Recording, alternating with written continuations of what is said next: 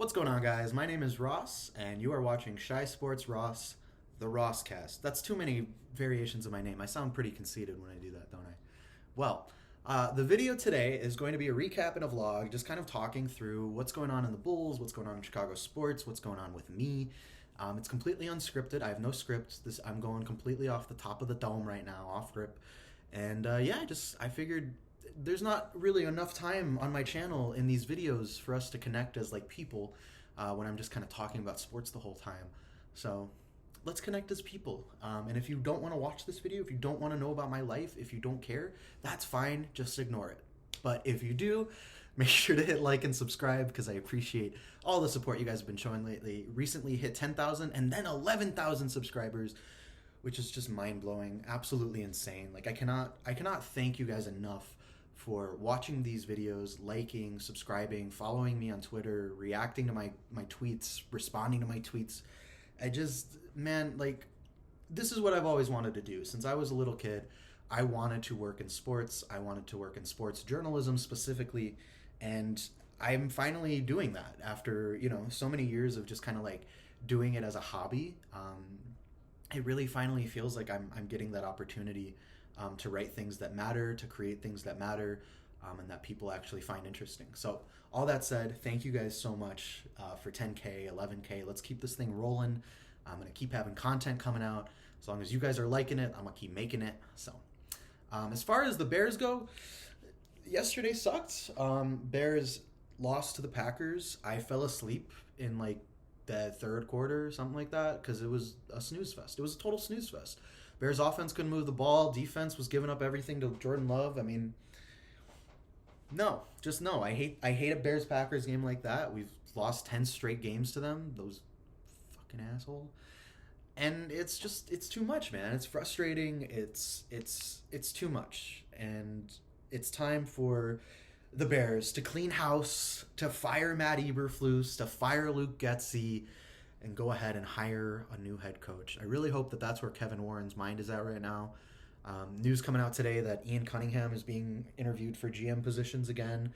So we might lose our stud assistant GM who helped us get DJ Moore and acquire all those draft picks. And it's just like, why would we stick with this coaching staff? They should have come out yesterday ready to play like that was the most important game of the season, because in a lot of ways it was. That was the game that was going to determine if Justin Fields is our quarterback of the future. That was the game that was going to determine, are we really going to let the Packers walk all over us with Jordan Love, or are they going to have another quarterback that owns us? And I mean, you saw what happened. It feels like nothing has changed in Chicago.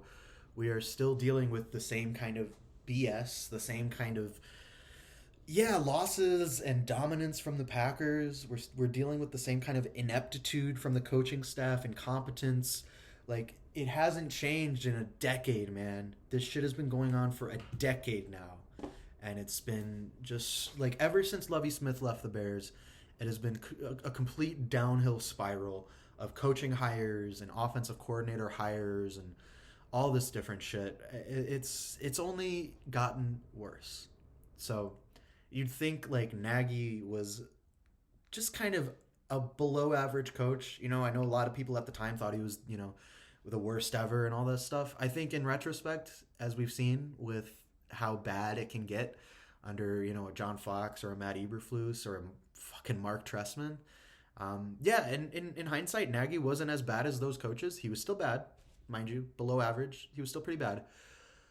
But there wasn't this level of, we weren't laughing stocks. We made the playoffs a couple seasons. We didn't feel like we were the laughing stocks of the entire league. Like, teams had to take us a little bit seriously. Not anymore. Not anymore. Teams look at us as an easy win. Teams look at us as a surefire win. It just sucks, man. I hate it. I hate being a fan of the laughingstock team. And the Bears need to clean house in the coaching staff because they have talent on the roster. Ryan Poles has given you talent.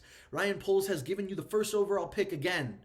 Ryan Poles' trade is what got you the first overall pick again. It wasn't even the tank job of Mr. Matt Eberflus. It wasn't even the tank commander himself that got us the first overall pick, ladies and gentlemen. It was the Carolina Panthers. The trade for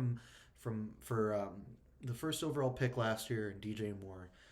And here we are again with the first overall pick once more. I think it's pretty clear. The Bears have to draft a quarterback, guys. I love Justin Fields. I think everyone who follows me on Twitter knows how much I love Justin Fields. I've been arguing with Fields haters since before it was cool. I've always been a Justin Fields supporter.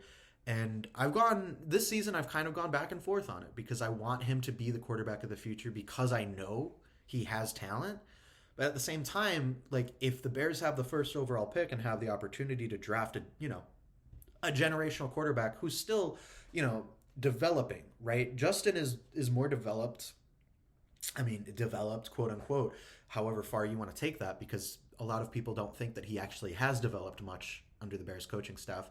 I think there's a pretty good argument to be made there. But with that said, so the argument is, right, you're drafting a quarterback who has less experience, who might have a higher ceiling, but is less pro ready because he hasn't actually played in the pros yet. That's Caleb Williams. Where on the other hand, you have Justin Fields, who, again, they haven't actually developed that well, but maybe his ceiling is a little bit lower because we've seen the kind of player that he can be at his best, which is very good, but we still haven't seen the kind of player that Caleb Williams can be at his best in the NFL. Kind of like a Schrodinger's box situation, Schrodinger's QB. Like, you don't know if they're good or bad until you draft them and play them, and you have to draft them and play them in order to see if they're good or bad. So what do the Bears do? I think in terms of this offseason, you find a trade partner for Justin Fields. You got to find a place that he wants to go to. You want to do right by this guy. And then you have to get a good return too. But I think you stand pat with the first overall pick. I don't think you trade down again. I think you go ahead and you select Caleb Williams first overall, just because nobody's going to get mad at you. Nobody's going to pull a Trubisky versus Mahomes thing if Caleb Williams ends up being a bust. I mean, like, that would be tragic. That would be absolutely tragic if he wasn't a good player and the Bears drafted him first overall. But there's a better chance that he hits, I think. Of all the quarterbacks the Bears have drafted in my lifetime, Caleb Williams has the potential to be the far and away best prospect to potentially take the helm of QB1 in Chicago. So that's where my mind is at with things, is like, I'm a huge Fields supporter. I'm going to be a fan of him wherever he ends up going next, and I'm still going to support him whether he's on a rival, whether he's in the AFC. I don't care. I'm going to be a Justin Fields fan wherever he ends up next. It's just pretty clear the writing is on the wall. That won't actually be in Chicago. So we'll keep monitoring this thing as we go forward. It's Monday. Matt Eberflus is still the head coach of the fucking Bears, so I don't know what's up with that, man. I really was hoping that we would get the news today that he got fired, but we can't all be so lucky. Let's see where we're at with the Bulls. The Bulls are out again tonight. They're playing the Hornets. Second time they're playing the Hornets in a row, but they had the weekend off. Had some time to rest and relax. Zach was downgraded. He was downgraded from, I think, probable to questionable, which is an interesting downgrade. I'm going to pull that up on my phone right here so you don't think I'm texting during the podcast. I'm just, browsing Twitter as I do. But yeah, so from Casey Johnson, 30 minutes ago, Bulls downgrade Zach LaVine from probable to questionable. Same status as Alex Caruso and Patrick Williams for Monday versus Hornets. Nikola Vucevic remains probable. And then 18 minutes ago, the downgrade comes with right shoulder soreness added to right foot inflammation for Zach LaVine. Great. So Zach is feeling shoulder soreness in addition to the foot inflammation. Obviously being sarcastic. That's not great news. We saw that Zach can integrate himself into the lineup well. I thought he played really well on Friday night. I liked that performance from him and Vooch. I thought that they played well off the bench. You saw some good performances from some of those young players like Dalen Terry. Kobe White is definitely back in a groove, which we love to see. So I think, tonight is another opportunity to win against a bad team. Same team that they just beat. Should be able to beat them again, ideally. And, just kind of keep working Zach and Vooch back into the lineup. I think Zach coming off the bench, probably the best thing for him right now. There was a lot of us that were talking about, like, when Zach comes back from this injury, I don't know what it's going to look like. I don't know how he's going to be able to perform with this team. And him coming off the bench is actually, like, doing the trick. I think for now, while he's still rehabbing, while he's still coming back from the injury, I think it makes sense to bring Zach off the bench, because you look at what the team has been doing without him from a starting lineup perspective. And this is not me saying that they're better without Zach. I'm not saying that losing Zach made them better. I'm just saying that the flow of the offense, the flow of the starting five, it's there. They have chemistry. They have a flow together. They play well together. I think at this point, if Zach is still feeling that soreness, right shoulder, left foot, whatever it is, I think that you could go ahead and keep bringing him off the bench for now and use the injury, the minutes restriction as, kind of your explanation for that. But I mean, if it works, it works, right? If it works, don't mess with a good thing. So I think the Bulls have a nice little opportunity for a run here when they have the offense kind of clicking. They have Zach coming off the bench. You got Vooch back. Drummond's been killing it. So you got two really good centers there on the roster. This is a good opportunity right now as we kind of head into the final stretch of the season.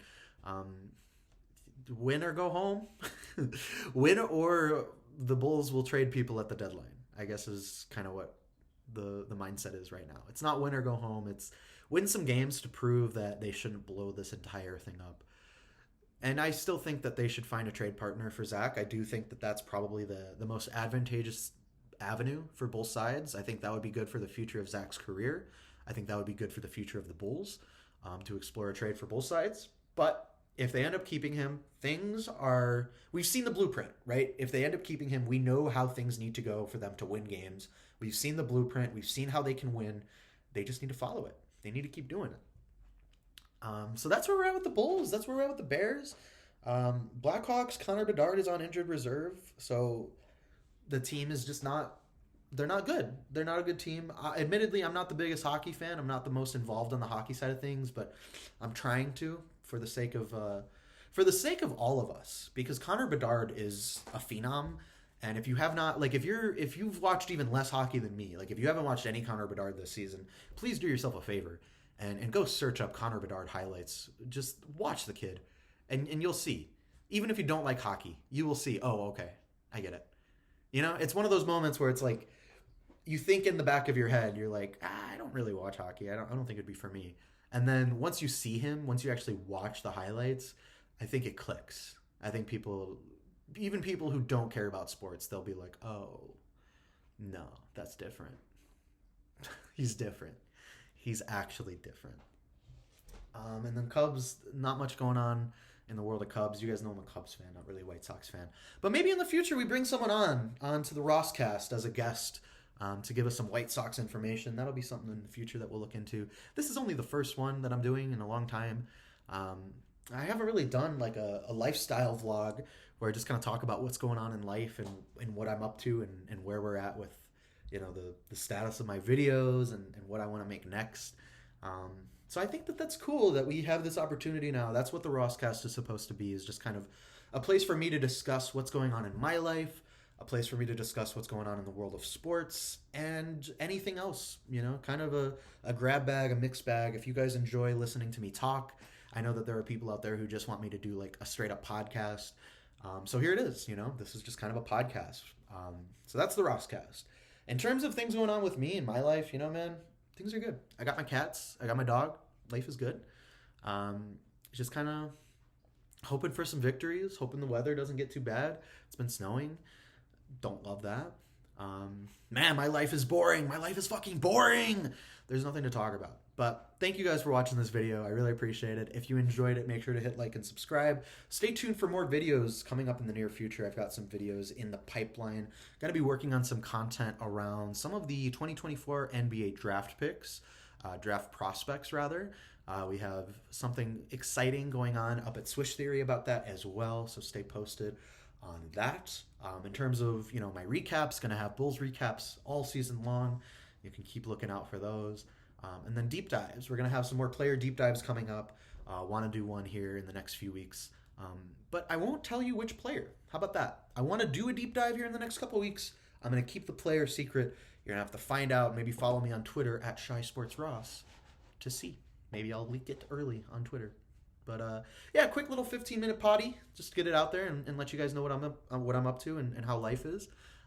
Thank you guys for listening and watching. If you're listening on the platforms, make sure to rate and review and subscribe. And if you're watching on YouTube, you're already doing an amazing job.